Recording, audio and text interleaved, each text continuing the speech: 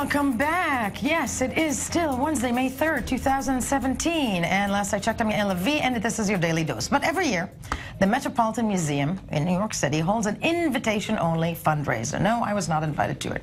It's one of the most glamorous events of the year, complete with celebrities, fashion, unexpected guests. And joining me in studio, I-24 News culture correspondent Maya Magid, who also was not invited. Nope. No, neither of us, but has all the information. Yes. Sure. So unexpected guests, as you mentioned, this year no exception. We'll get to them very soon. Not us. Not us. Yeah. We could have been one of those unexpected guests if we wanted to, you know. True. Maybe that's a goal for us next year. Exactly. Go ahead. So the purpose of this annual gala, which is very glamorous, is to raise money for the Costume Institute at the Met, which is why every year they feature a different designer.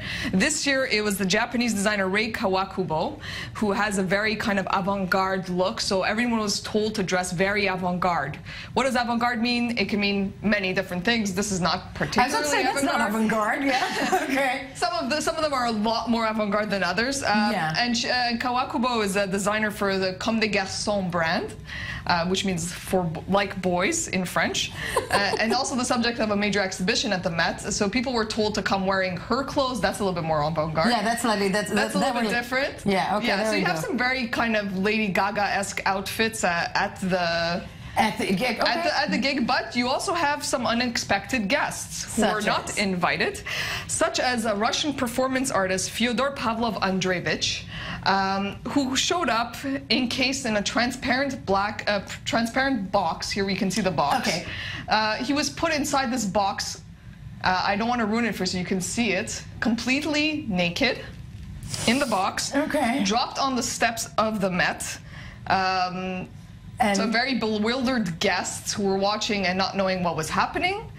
Security at some point did show up.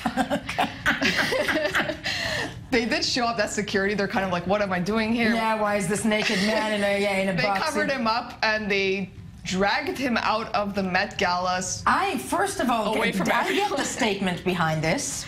I get the social statement. I'm just wondering, if the avant-garde dressing celebs of this world got it.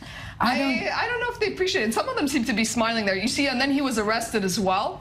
And now he's facing charges of public lewdness, obstructing governmental administration, criminal trespass, and disorderly conduct. So if you want to crash the Met Gala, this might happen to you as well. You might face those kinds of charges. And well, if you crash it naked in a box. Yeah, if you're naked. If you're not naked. To me, that was very avant-garde, though. I think that was the most avant-garde. The most avant-garde that was happening there. That was the most avant-garde. And he put a video up on his profile, and he wrote on his profile, if anyone cares about the box's fate, it's under arrest as well.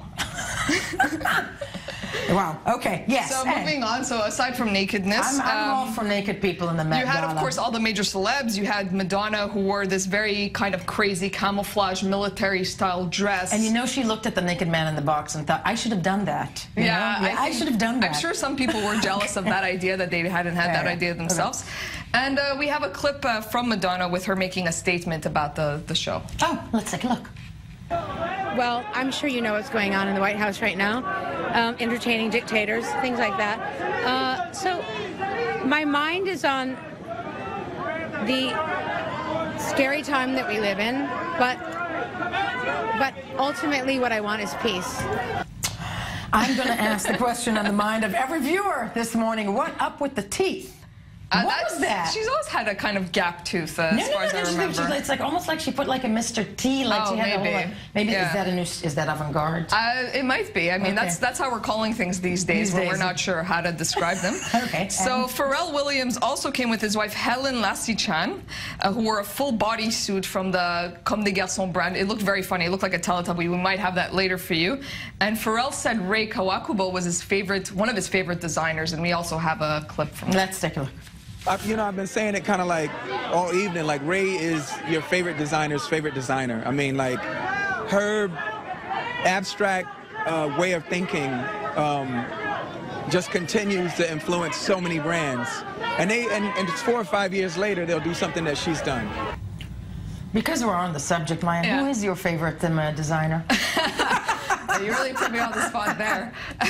Because the first thing I was trying to think of, who's mine? And to me, it's like whatever's on sale. Yeah, exactly. I don't think I have one specifically. Okay. David Bowie, I guess, is a good inspiration, but I don't know if everyone can dress like that, you know? So, and I think you're rocking it today. I think you're rocking the David Bowie look. So then these are some of the other looks you have. You have some models dressed up. You have, there are some really funny outfits. Let's see if we get to them. We have Katy Perry who dressed, oh, there you go. That's Pharrell's wife dressed.